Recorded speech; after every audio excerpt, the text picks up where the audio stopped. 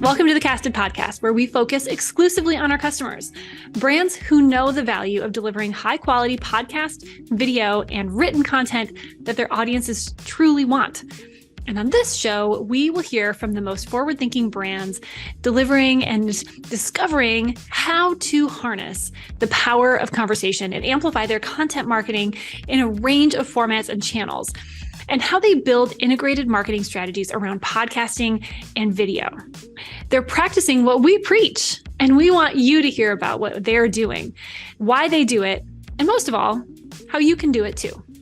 I'm Lindsay Chepkema, CEO and co-founder of Casted, the first and only amplified marketing platform for B2B podcast and video content marketers. And this is our podcast. You know, not that long ago, written content was very effective at bringing an audience to a brand. All you had to do to get your sales qualified opportunity was to create a beautiful and informative ebook, and then push it live, capture an email address, and then nurture that lead. It's not the way it works anymore. Not at all. B2B buyer behavior has outgrown those traditional channels. Audio and video provide faster ways for buyers to find out what a brand has to offer. Content marketers have had to adapt as well. You know, marketing strategies must be more dynamic and more agile. Podcasts and video content have become the most valuable part of crafting these new and successful strategies. And don't just take my word for it. There's so many brands that launch podcasts and video series as experimental side projects that have now become brands who intentionally set out to make those easy to consume channels as the chief drivers of their overall marketing strategy. That's what my guests are sharing with us today. CMO Meredith Albertson and content marketing manager Nicole of Zylo launched their podcast, SaaSMe Unfiltered, with the goal of making the channel the actual source of all of their content. By using a little something called amplified marketing, or squeezing the juice, as some might say, you'll hear us say that a lot in this episode, Zylo gets a lot of mileage out of every episode by repurposing and reusing content in other channels. With a small but super efficient content team, Meredith and Nicole have helped Zylo to become a leader in the fairly new SaaS management category. And today, they're going to tell us how they did it. They're going to tell us about what their podcast goals were from the get-go, how they determined the value of their content marketing strategy, and so much more. Hello, everyone. I am Lindsay Chepkema. I am CEO and co-founder of Casted, and I am here with one of our amazing customers, Zylo. I've got Meredith Albertson, who is the CMO, and Nicole Wood, who is content marketing manager. So thank you so much for being here, both of you. Yeah, we're super excited. We've been looking forward to this. This is going to be great. So we are going to do what lots of people do is they record a podcast and have a great conversation and just take it where it goes. But we're doing it live. And then we're also going to be recording it and sharing it and amplifying it, of course. So to get things started, I want to hear a little bit about just kind of like the nutshell of what Zylo's podcast is. Tell us just a little bit about it, and then we'll get into the origin story. So what is it? What is your show all about? All right, Nicole, this is you're the queen bee of SaaSMe Unfiltered, so I'm going to let you take this one. Yes, awesome. Yeah, so our podcast is called SaaSMe Unfiltered, the SaaS management podcast, and really the premise is to kind of tell these unfiltered stories about those who are in the trenches of SaaS management. So IT, procurement, finance professionals who are doing this every day, and just hear their advice and real world stories. More on SaaS management. That human connection. I love it. I love it. So, okay. So that's what it is. How did it come to be? Like earliest days, give me the origin story. Yeah, so it was about like a year ago from where we are now, and this was just like a few weeks into my role here at Zylo. I think Meredith was new. We're just meeting for the first time, thinking about all these ideas for the future, and one of those was a podcast. And I think we were both especially excited about it. And then, as time went on, realizing this could be a really critical piece of our marketing strategy. And, hearing our customer stories internally, seeing our wins channel pop up with some really exciting things all the time. It was a great opportunity to like share their stories, and really from their voice, from their perspective. And like you said, that human connection, and connect the market and our prospects with those customer voices, see it through their eyes. So that was kind of where we started that, more in the direction of what it's going to be. And, also SaaS management is a really new area. It's a new category. And, Zylo is a creator of the space and a leader in the space. And we just really wanted to bring these stories at a larger scale. And the podcast was a really great way to do that. Well, I agree for sure. And it's a really great reason to do a show. I'm curious, since it was so early on and you seem really aligned strategically for what this show could be and why it should come to be. Tell me a little bit about the role that it plays in your overall marketing strategy. It sounds like, and kind of spoiler alert, we're going to get to some of the reasons it's been so successful, is that I don't get the I don't get the feeling from you all that it was something that was like, let's just try it over here on the side. Like from day one, it's been pretty central, right? Tell me about that. Yeah, I mean, it really has. I think we can start with brand, and really how important, audio and video has been a part of that. It's, brand isn't a tagline. It's not just a logo. It's not just the colors that you have on a website. It's the conversation that someone has with your BDR at a booth. It's the conversation we have with a salesperson at a dinner. It's a blog post. It's the webinar, that you start to get introduced to a brand, and all these things encompass that brand strategy. And to the individual consumer, all that's the same. So for us, using audio and using video as a way to, I think, really break down a lot of walls. And what is it? The third wall, I think, is the way a lot of people are filming these days. But we wanted to break that down and give people this understanding of what it was truly like to work with us, what our company is like as people, but also hear about how are we really tackling these real world challenges, these expensive challenges with so many of our customers. So it's been really incredible for us. Yeah. And agreed. And seeing some of the results that you've had, which we're going to get into, it has been pretty incredible seeing what you all have done in a pretty short amount of time, leveraging the show. So, kind of zooming out a little bit, you all at Zylo and what you have done are such a great example of amplified marketing in action.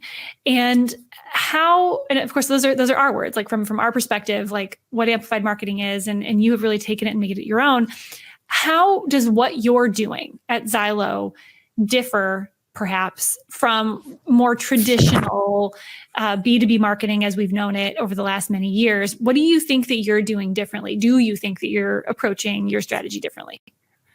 I definitely do. I think that the B2B buyers are buying differently these days. Mm-hmm. They are talking to their peers. They are researching. They are going to conferences. They're reaching out to people in their associations that they're members of to understand how are their peers solving problems, what technologies or partners do they have to really solve these problems. And the days of just having an awesome content idea, putting together a beautiful ebook, putting that out on, in the internet, excuse me, capturing an email address, nurturing that, and turning that into a sales qualified opportunity.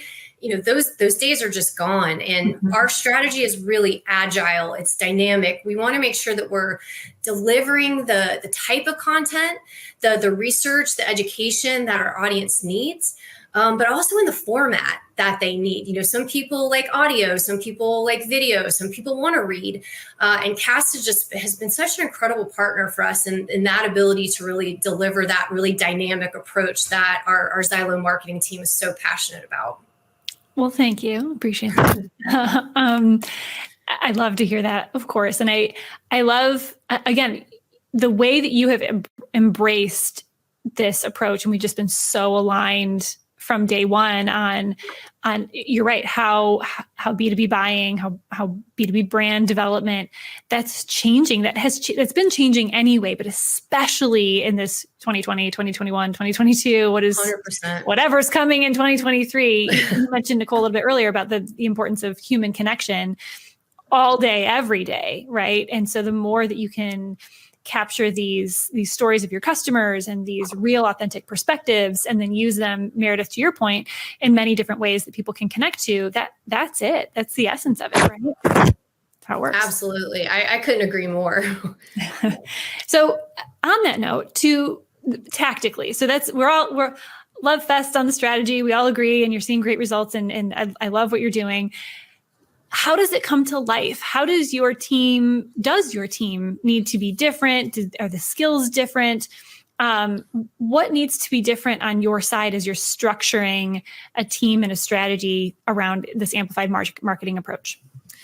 Well, I have a little bit of a cheat answer here, but honestly, and this is one of the reasons I think just there was so much synergy with Casted from the start, was amplified marketing. And our terminology for it internally before we met Casted was a little bit not as beautifully worded, but we called it squeeze the juice.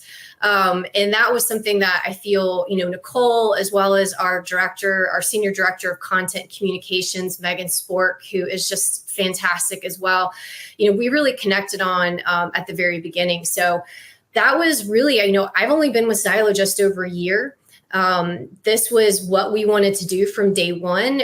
I was building a lot of the team from the ground up. And so there was an opportunity to really structure that team with that in mind, with that at the heart of our strategy. And so I don't know if I would have structured the team differently. However, I think our focus, would have been different if we were going down this more traditional route. But I think, just the efficiency we've been able to drive this year, what we've been able to do with a relatively small powerhouse team, it's just been incredible. And I really and everybody was bought in from day one. This isn't coming from other organizations. Talking about squeezing the juice or amplified marketing is not something that everybody is talking about. But just from day one, everybody was bought in, super passionate, excited about what we're doing. So I don't know if I would have structured the team that differently, but definitely it was at the center of our model from the start. Yeah, that's awesome. And one thing that I'm always curious about, so we talked about how you structured the team. Since you two were really aligned, was there a champion? Was there the need for executive sponsorship? I think is a pretty heavy word that people use a lot, but who was involved in getting this started? How did you actually get it up and off the ground? Well, I think Nicole and I started talking about it literally the first time we met in person. And then Megan Spork, who I mentioned, obviously, so our little group, we were like, all right, can we pull this off? Is this something that we believe in it? We know it's important part of our strategy. Can we pull this off? But I will have to say it was really across our organization, a team effort. Our executive team throughout this podcast process has just been such champions and so fantastic. Our CEO, Eric Christopher, just bought into the vision immediately, was like, how can I help?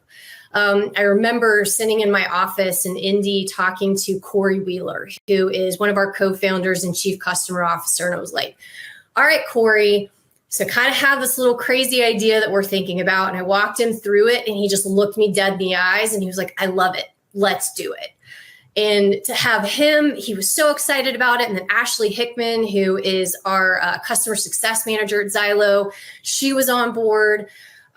Just everybody has just from day one, really just been the champion, across the board for the program that we're building here.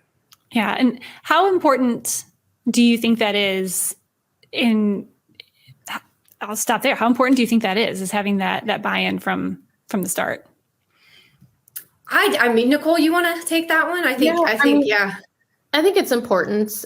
It's definitely a time commitment. And so everybody needs to be bought in and know what the game, what the strategy is and what we're going for. And I don't think we would be successful today if we didn't have that, especially even our co-hosts and the time it takes to put that on.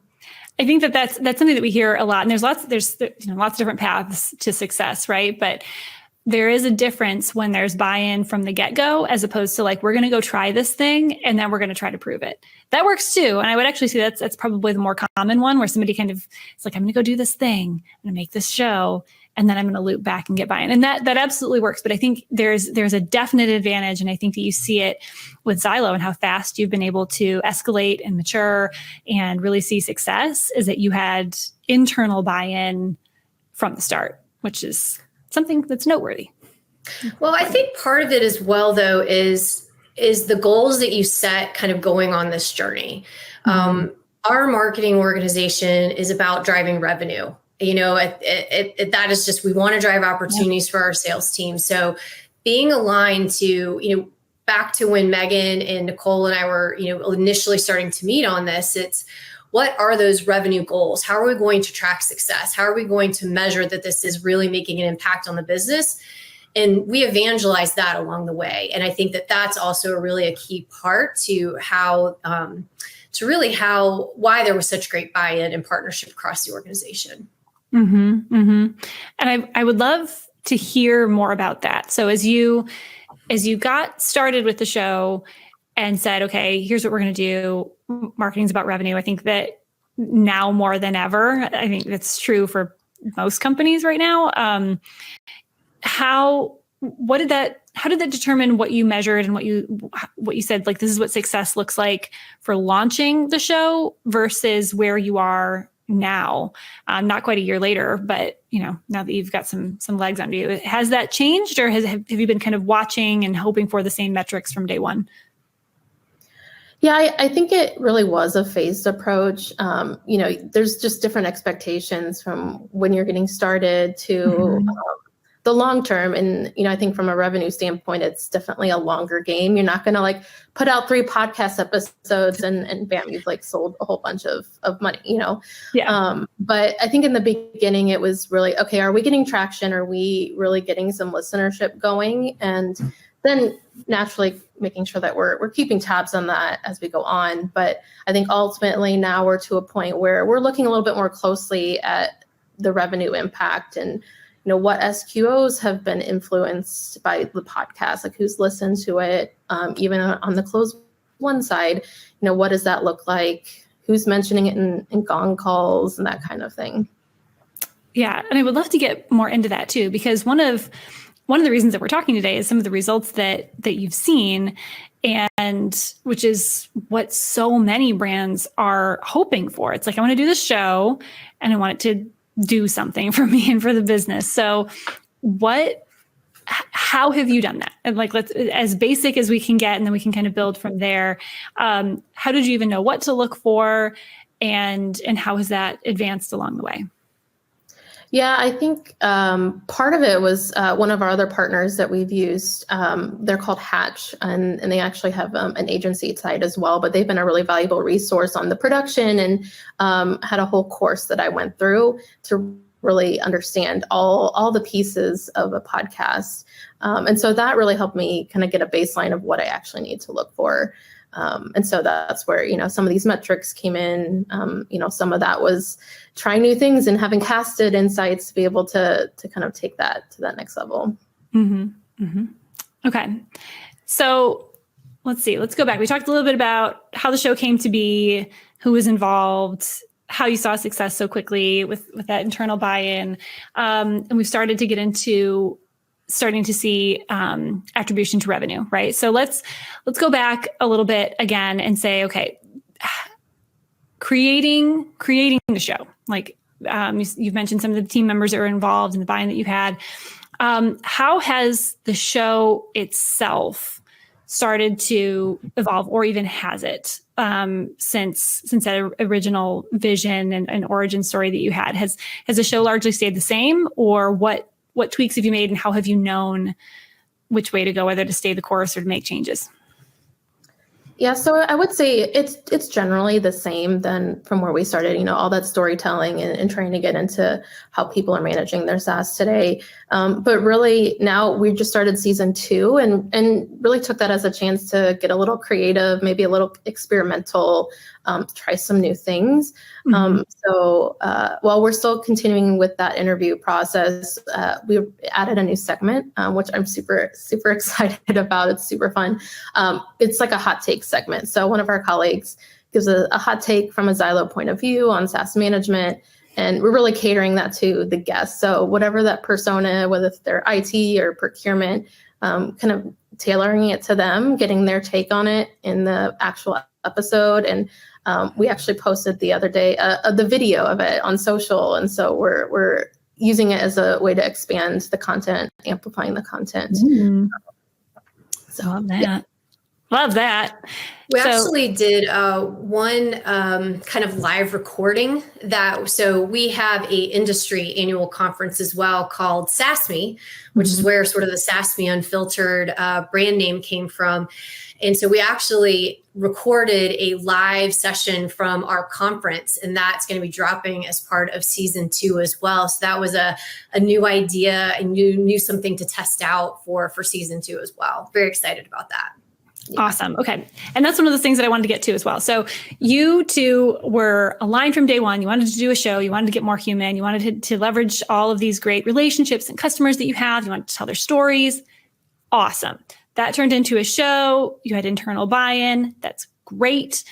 And so one of the things that I've loved to see that is the difference maker that we talk about a lot with our customers and anyone who will listen is one of the mistakes that brands that podcasts make is they make a show. They publish a show. That's it. And they publish it. And then they want to grow the audience and they forget or they lose sight of the why. Why am I doing this? And you all have never lost sight of the why. It's always been about that human connection, telling stories for the sake of being relevant to your audience, being more authentic with your audience and trying to reach them in different ways. And so what I've loved to see is how what you just mentioned, which is we have this content over here from this event or these other places that can fuel the show. And then we have the show that can fuel other things. And how can you just listed off a bunch of them in a couple of sentences that you said. So you have the SaaSMe event that can fuel the SaaSMe Unfiltered show. You have the SaaSMe Unfiltered show that with these hot takes that you use kind of like some behind the scenes content, video that you can use in social media. I mean, all of these, it sounds like you're constantly thinking of how can we use this content in other ways? And to me, that's the difference maker. And that is a huge part of why you're seeing such success. Tell me a little bit about that and what I think is coming so naturally to you. At least it's like watching figure skating. It looks really effortless, but you're probably really intense. It's like a lot of work. How has that come to be for you all? And tell me what that thought process is, because it seems like you're constantly thinking of new ways to interweave all of this content. Yeah, I mean, it just goes back to our mantra of squeeze the juice that I think just comes naturally. But I think to your point, once we started the podcast, it just made that so much easier. It's like one fueling the other, but, we're coming up with ideas and we're like, hey, there's a podcast episode with an awesome quote that we can use for that. Or, hey, like somebody told me they had this call with this company and they had this problem. And hey, let's get them on the show and let's put a podcast episode about that. And even just into the written content, like the transcripts that we get and casted, like let's create some blogs or, let's create one from all the segments that we've already done. So it just makes it a no-brainer, makes it so easy. Mm-hmm. Mm-hmm.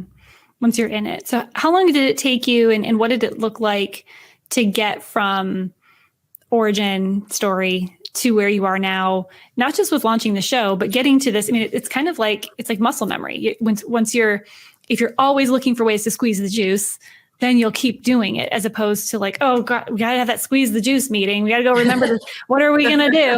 Because and it sounds like it's a team thing. Like it sounds like you're constantly thinking of ways, and then it's accepted too, because it's not like, oh well, Meredith wants us to go squeeze some more juice out of the thing. It's like it sounds like And if it's not, you're doing a really great job of making it seem this way. It seems like it's a team thing. It's accepted. It's known. Like everybody knows that you're going to be amplifying everything. I imagine that it wasn't instantaneously like that. How did you go from like, we're going to launch a show and we're going to use it everywhere? Like, what did that evolution, what did that process, what did that growth and maturation look like? That's a great question. Maybe it was really natural. I don't know. Well, it started, so again, I'm just I think I just passed my year anniversary at Zylo and congratulations. Thank you. We were embarking on one of our biggest launches, one of the data reports that we do every year called the SaaS Management Index, which is just this incredible report that is all about the data that we have from our customers. And I think we started there. Nicole, keep me honest here, but I think it was that conversation with that asset. And we started really to talk about this concept of squeeze the juice. And, that report has, one report is now 5 different flavors for procurement, IT, for finance, for the enterprise. There's a webinar and there's blog content on that. So that was a really great project for us to all get to learn each other and learn kind of that mantra very, very quickly.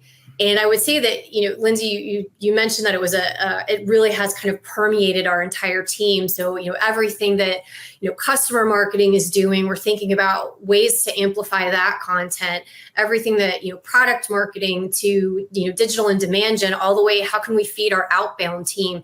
It is really grown into something that all of us, I think, really believe in and are really always thinking about it. So I'm sure at the beginning, there was definitely some eye rolls about, oh God, here comes Meredith with that squeeze the juice thing again.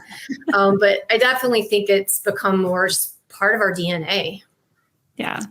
And I mean, the things that I hear about how you're using podcasting, how you're using SaaSMe Unfiltered, how you're using Casted in other ways, it's really interesting because that permeates. It goes from how do we use the show or this marketing thing in other parts of marketing, right? And then it's like, how do we use this marketing thing in other parts of brand building? And then it's other parts of new business, and then it's other parts of revenue, and then it's all throughout the business, right? So what are some other ways that you're using like audio and video content, and I guess perhaps Casted, because you all have gotten really creative with how you're using this stuff.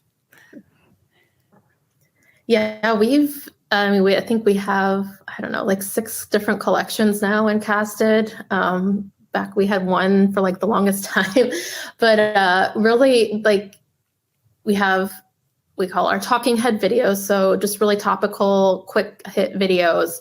All of SaaSMe conferences in there. We have 2 years full of video content that we've been able to slice and dice, just like the podcast. So it's the thing that keeps fueling itself, it seems like. I love it. That's so cool. So show is launched, you're rolling, you're squeezing all the juice from all the things. Did you have a moment that you kind of knew that you were onto something? Like this is a thing. This isn't a little idea over on the side. Like this is fueling. We're squeezing the juice. Like we got a whole tree. We're squeezing all the juice from all the oranges. Like what were some of those moments for you too? Yeah, Meredith, do you want to go first? I remember exactly where I was. We had not launched the season. I had gotten the first sort of our final cut of the first episode, had it on my phone, and I was like, and I'm a big podcast person. I love to listen to podcasts. And so I was like, all right, I'm going to put myself in the shoes of our listeners. So I was like, I really want to be authentic and go through this process. So, got my phone, hopped in the car. I was like, I'm going to drive to Target. This is when I'm consuming my podcast, and played the episode. And it was our first episode with the former CIO, Brad Pollard at Tenable. And I got goosebumps. And it was not a long, laborious episode. It was, I think it was 20, 25 minutes. It was thoughtful. It was funny. I had learned stuff by the end of the episode, and I probably got a little bit teary-eyed at the same moment of just like, this was the magic we were looking for, to bring I mean, our customers are incredible. And to elevate those voices and have them just authentically talk about kind of the partnership with Zylo and how we're really helping them solve these challenges and making an impact in their businesses. I still get a little bit just like, excited about it. But that was definitely, I remember sitting in that parking lot at Target and I was like, this is it. Like, this is what we were trying to do. Oh, that's so cool. How about you, Nicole? Definitely some of those same feelings. I think just being more tactical, boots on the ground. There's been, I'd say, a few moments just throughout the whole process. And similar to Meredith, I mean, that was one of them, just hearing kind of like these priceless, things from our customers, and just even naturally like bringing up Zylo in there, which is, makes our hearts flutter a little bit. But then even to the Meredith's point on hearing the feedback from our customers, I remember there's one email that our host Corey forwarded to me, and this person listened to a podcast and was like, these ideas were great. I brought them to my leadership, and now we're going to implement them at our company. And that just felt super validating to me that we were really onto something. And then even as, we got toward the end of season 1 and we're starting to see the brands that we're like exposing to this podcast were just incredible, and definitely just keeps building and building. Yeah. And I can't, I wouldn't be a good CEO of Casted if I didn't say, wait, you could see the brand. Tell me more about how could you possibly see what brand? Why, Lindsay? Yes, we can. Tell me about this, ladies. Yeah. So how do you see? How do you know? Yeah. Those insights that Casted now has, really, I mean, you can't really get that anywhere. That's kind of like the layer that's been missing from a lot of podcast platforms that, bring all that data to you, but can you see who's actually listening to it? Like how many people from that company are listening to it? So that's just been amazing. Yeah. How do you use that? Like, what does that look like on your side? Like how does insights come to play in your review of how the podcast is doing? How does that fit into your flow? Yeah. So, what we've kind of been trying, amongst the team is sharing some of the successes of the podcast. And that includes calling out, some of these companies, these brands that are listening, that whether they're customers or they're in our pipeline.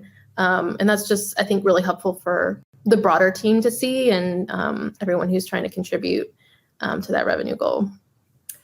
I'd say even as an additional layer of intent, obviously revenue and sales qualified opportunities are where the rubber meets the road and critically important. But for our BDR team, for them to be able to have that visibility into maybe brands they've been doing outreach to but haven't really responded, it is an additional layer of intent for us to be able to see, okay, well, maybe we are making some traction there that we originally didn't think we were.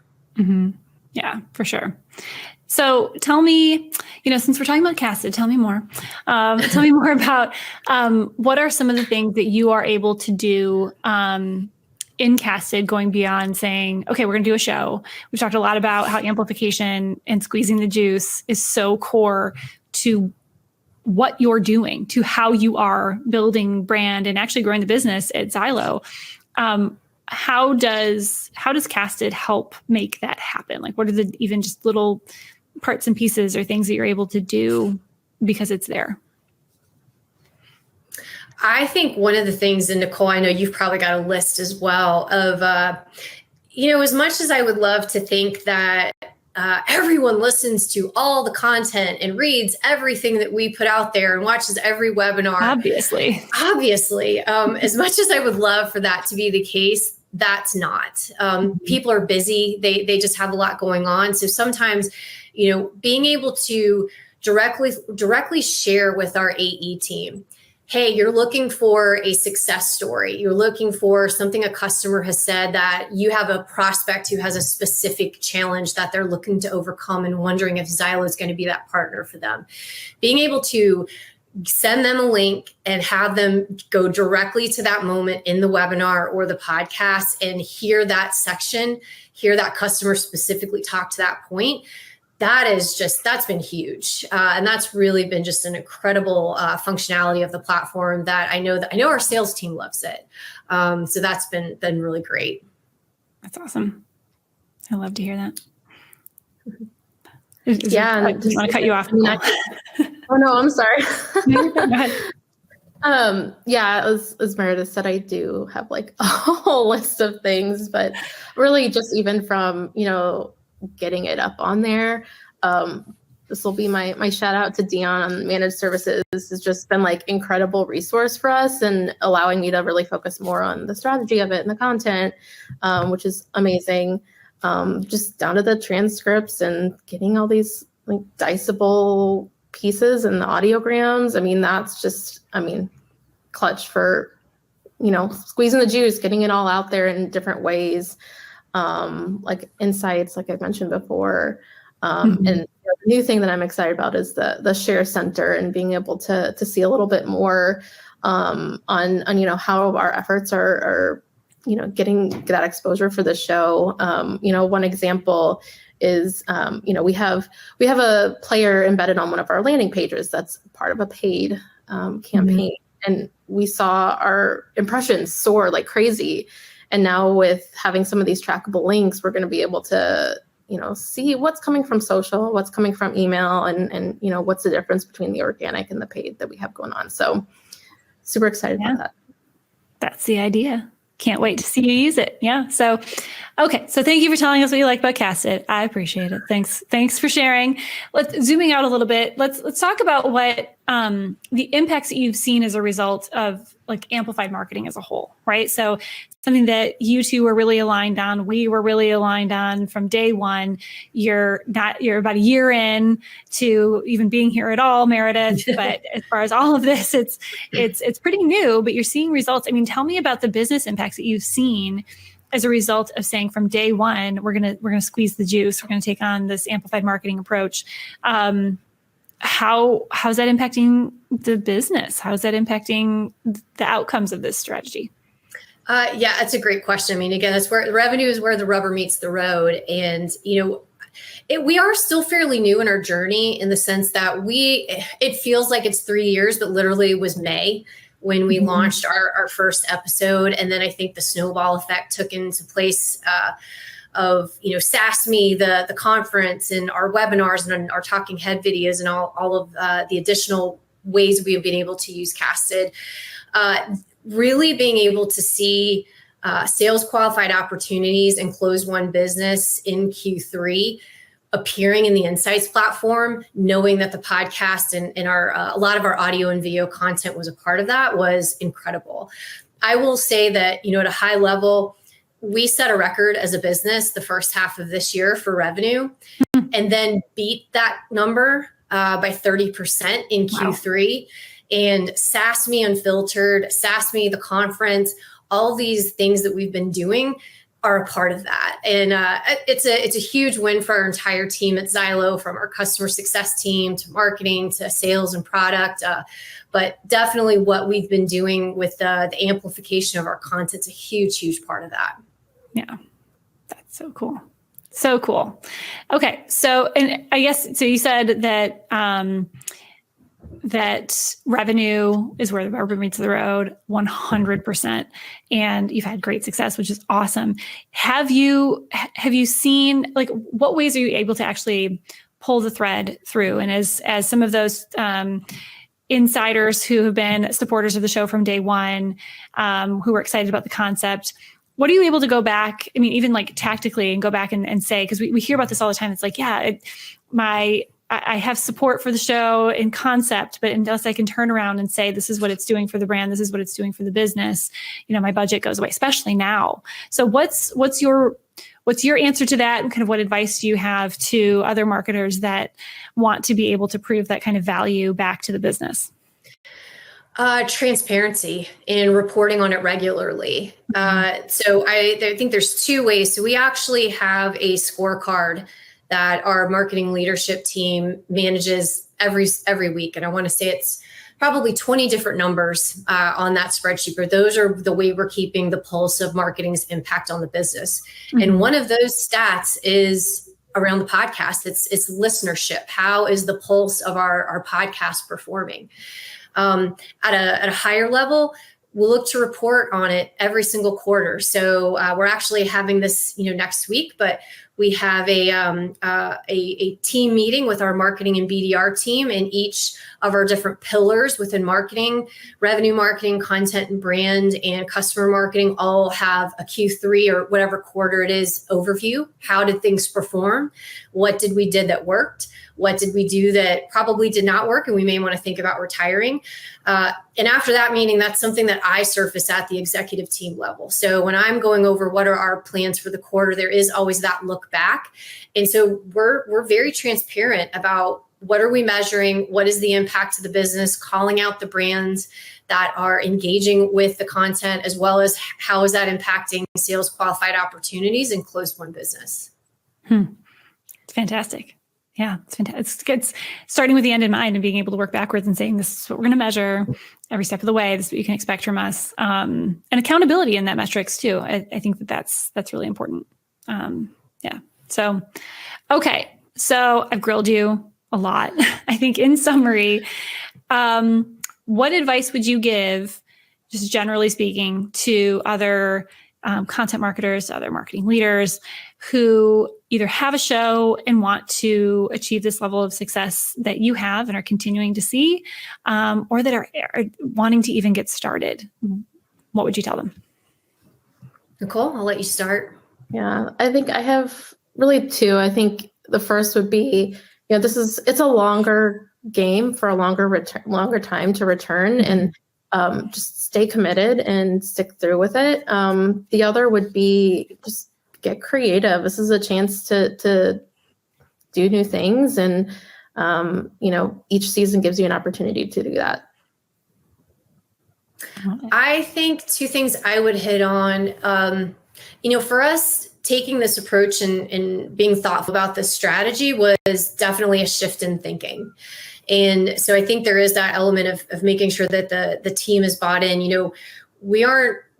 It's not our sole concern of how many email addresses we captured this quarter and how many of them turned into MQLs. And that is a shift for some businesses and some marketing teams. So I think that really thinking about that, how can you educate and get the rest of the team and the company bought into that, your executive team, is really important. But just like the question we were just talking about, is being very clear with your goals. What do you really want this program to serve? It may not be revenue. That may not be what you're trying to make an impact on. And you want to make sure that the goals that you are, that you're really striving for align to what your strategy and what you really want the outcomes to be. Love that. Yeah. Love that. Okay. So with that, I neglected to encourage the posting of questions in the Q&A. So anyone who would like to post a question, go for it. And in the meantime, one question that I see so far is, what was one of the most challenging parts of getting your show launched in the very beginning? What are some challenges you ran into? I think from my perspective, it was, we had so many ideas. And they were great ideas, but they were all different. And Lindsay, I want to take a moment to give a shout out to you specifically. I remember right as we were beginning our partnership, and Megan and I think Nicole, you were on the line as well. And we were sitting with you, and it was like, we don't know what we don't know in this moment. And you were willing to listen to all of our ideas, all the different takes and angles we were looking at approaching this, and your feedback and the support of just the entire casted team throughout this whole process has just been, that's incredible. And just want to thank you guys for all of that as well, because I don't think we would have achieved, this level of success without you. Aw, thanks. Well, and you're not alone. I mean, I've been there, and a lot of our other customers have been there too, where it's, I I know we talked about the difference from traditional B2B marketing. And it's like, I know how to do that. All of the playbooks tell me to do that, to write the ebook. And while there's nothing, well, that's not wrong. I feel like there's something maybe better now. And so, thanks for that. And that's if anyone who is listening or watching is feeling like I want to do this, but I don't know where to start, I think that's probably like the most common feeling, which is like, we have so many ideas and I'm overwhelmed, but yeah, you're not alone. Okay, here's another. What would you recommend to organizations who are at earlier stages of the maturity curve? So actually we didn't get specifically to the maturity curve, but in a nutshell, you all are a great example of this holy grail level 5, right? This stage 5, where getting started, you start at stage 1, where it's, we have this idea that we think could be a show. We're going to record it. That's literally stage 1. Stage 2 is like, we're going to keep recording and maybe get consistent about publishing and maybe get into like a cadence and a rhythm. Stage 3 is where a lot of companies are, where they have this show, they have a regular cadence, and they're really focused on growing the audience. And quite often companies get stuck there because they don't realize that there's a stage 4 and a stage 5, where at stage 4, you use that show to wring it out, to squeeze the juice and to grow the brand. And you all kind of started there and then accelerated into stage 5, which is saying, yep, it's about the show, but beyond the show, it's about building the brand. But beyond that, it's about generating revenue. And you've been able to prove, as you mentioned, attribution to revenue, how you're fueling growth of the business. So that said, back to this question, what would you recommend to organizations that aren't quite there yet? And then there's a second part of this question too, but like as they're getting started and they're still at that, like developing a show, building an audience, what mindset or what advice do you think that they can take from you that will help them get to stage 4 and 5? I mean, you all just went straight there. Yeah, I think just starting small, for us, it was, we have a question that we would always ask in an episode. And it was called like, what is your oh shit moment? And when you realized you needed SaaS management, like we asked that at every time and really use that as a way to form a blog post. Like that's one simple tactical thing that you can do. But I think you just gotta, I think you mentioned something earlier. What was it? It escapes me now, but like just trying to, I've lost my train of thought. That's okay. So it'll just keep snowballing. The more you just practice that, it gets ingrained in your mind. And that's sort of like a really good starts to come naturally. Yeah. Yeah. I think that's a great piece of advice. I mean, kind of like we talked about earlier, we didn't start with podcast. We started with an ebook and kind of building that mentality and how do we prove out the strategy with something we were more used to as a team. Yeah. So I definitely think starting small and starting something with you're already comfortable with, and then, I think it made the podcast and all of our audio and video content just so much easier to think about. Yeah. And did you know, like going through these stages, what level of awareness did you have of like kind of being in a different mindset and being in a more sophisticated mind space or a higher maturity level? Did you have any awareness of that at all? Or were you just like, no, this is how we're just going to do it? I mean, I think it comes naturally. I remember you putting out this maturity assessment. I'm like, oh, we can't be a 5. Like, this is just how we do things. Like, this is just who we are. Naturally gifted. Yeah. So, and one of the part 2 of the question before is and we spoke a little bit about this in the conversation, but if there's anything you'd call out specifically, like what are the benefits or like specific ROI that you've seen in having that mindset of being really revenue focused from day one, this, what we call stage 5? Oh, let's see. That's a great question. You guys are catching me off my game today a little bit.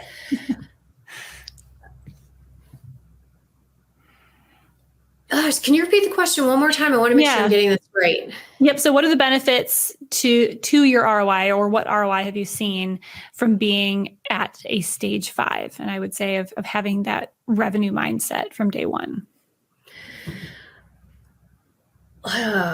Gosh, that's a really, really great question. I think, the interesting thing has been to see it affect maybe tangential metrics that we weren't necessarily expecting.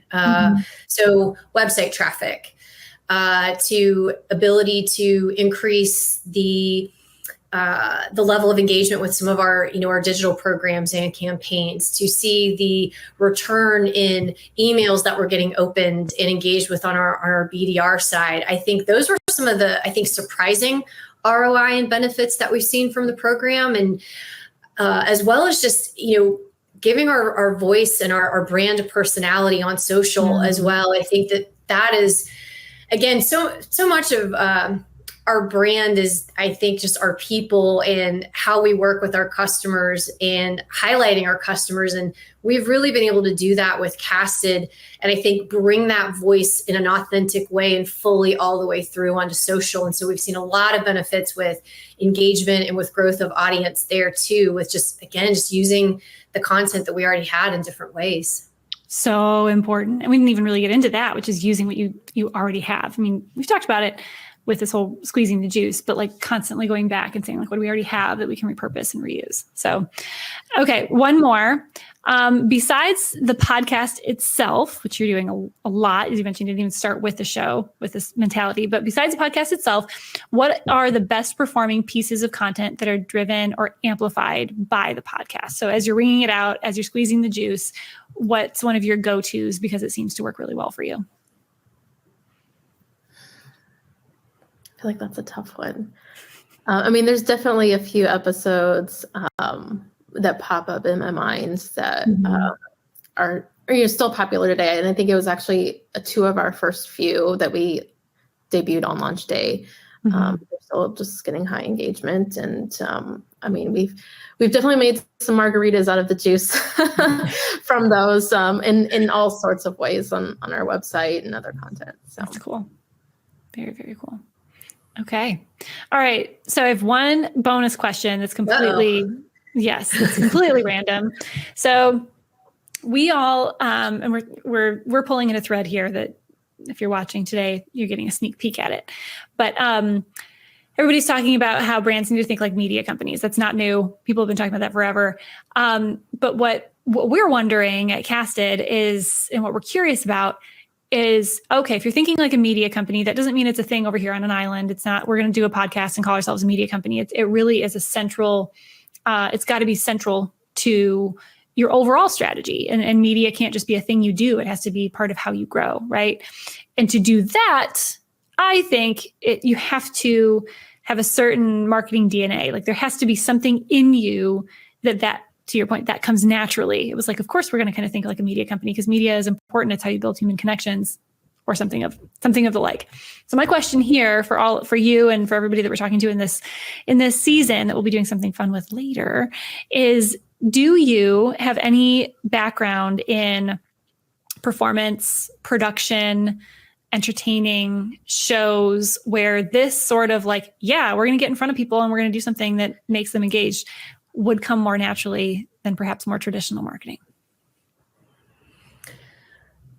I was definitely involved in theater and plays when I was younger. At some point, someone thought I could sing, which is not the case. So I don't do that publicly at all anymore. I'm not going to make you sing. There's not going to be any singing here. Don't worry. That's everyone would drop off this very, very quickly.